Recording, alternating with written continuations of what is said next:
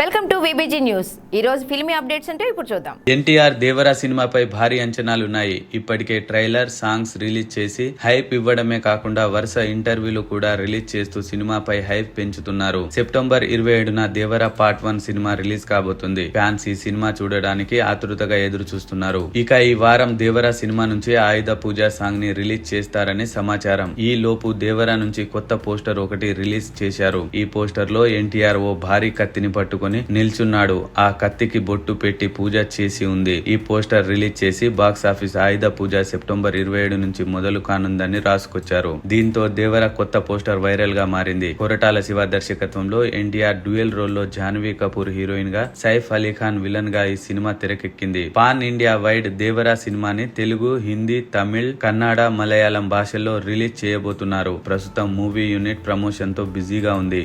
మరిన్ని ఫిల్మీ అప్డేట్స్ కోసం చూస్తూనే ఉండండి విబిజీ న్యూస్.